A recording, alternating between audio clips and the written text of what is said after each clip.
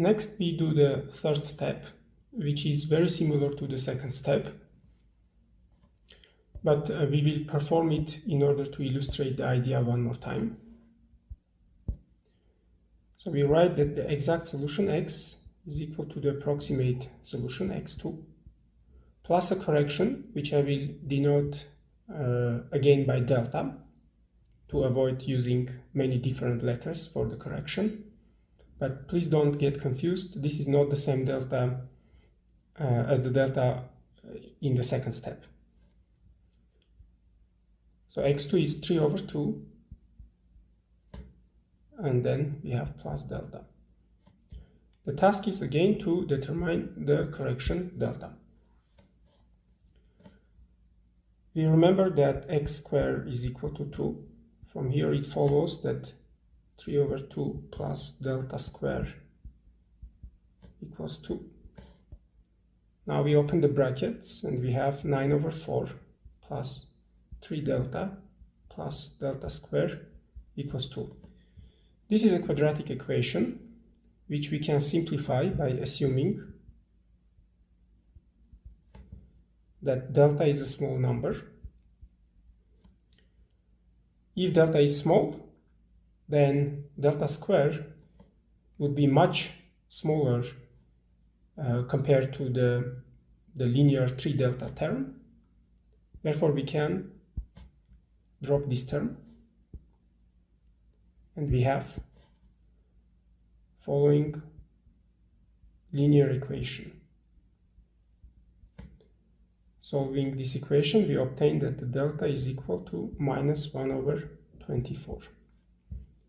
Now we check the assumption. Indeed, the delta is smaller than 1. We plug the delta into this expression for x, and we have that x is equal 3 over 2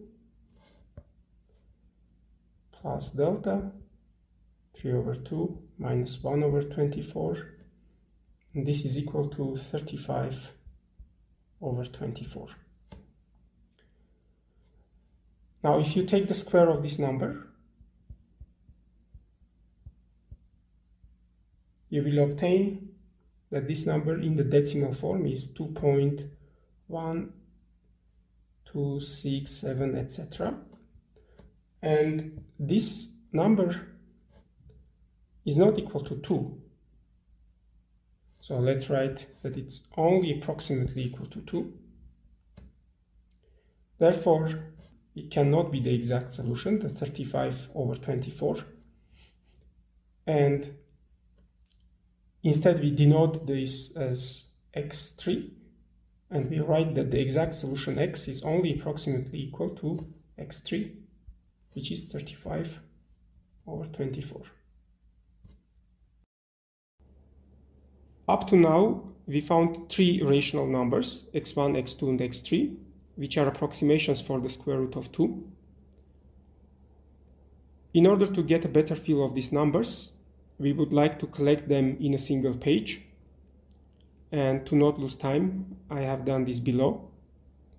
Here you can see the first step with the rough approximation x1, then the second step where we found the correction delta, and the second approximation x2, and so on. Notice that I wrote all these numbers in their decimal form as well. And I have also added the fourth and fifth approximations here. It is very straightforward to perform the fourth and fifth steps, basically following the approach we used in the second or in the third step, and I leave this as an exercise for you. And now I would like to make few observations. The first one is that the corrections delta have a general tendency to get smaller and smaller.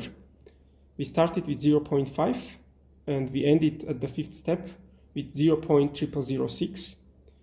This means that the approximations x1, x2, x3, and so on get closer, or they approach to the exact value, which is the square root of 2.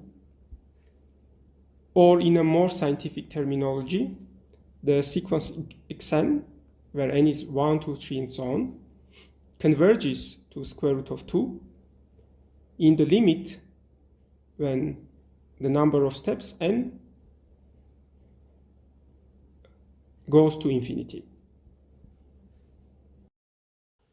For the next observation, we would like to know whether a certain approximation reached a k-digit accuracy, which means that the first k digits in the decimal expansion of that approximation match with the first k digits in the decimal expansion of the square root of 2. In order to answer this question, one performs the steps in the iterative method and stops when reaches two consecutive approximations such that their first k digits match. Because even if you continue after that to perform more steps, the corrections from those steps is going to be so small that it will not affect those first k digits. For instance, we are interested in the first 4 digits in the expansion of the square root of 2. And let's find that 4 digits with our approximations. We started with 1, and then we obtained 1.5, and this has only 1 digit match. Then we obtained 1.45.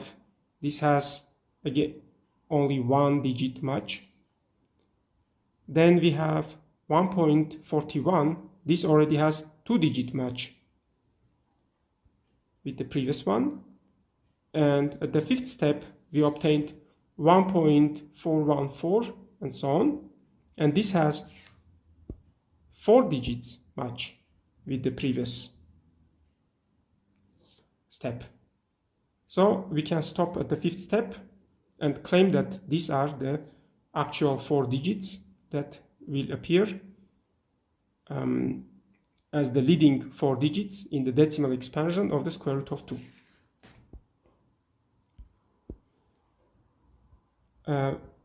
I would like also to suggest you a few exercises.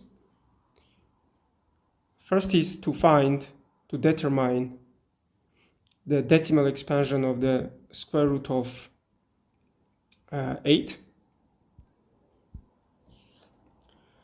Second is to determine the cubic root of 9.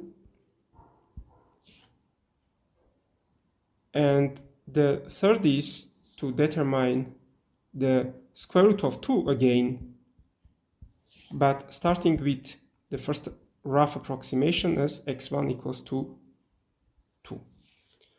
And we want for all these numbers, square root of 8, cubic root of 9, and square root of 2, with a 3-digit accuracy.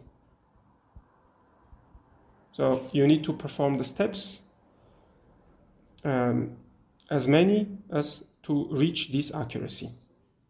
Thank you.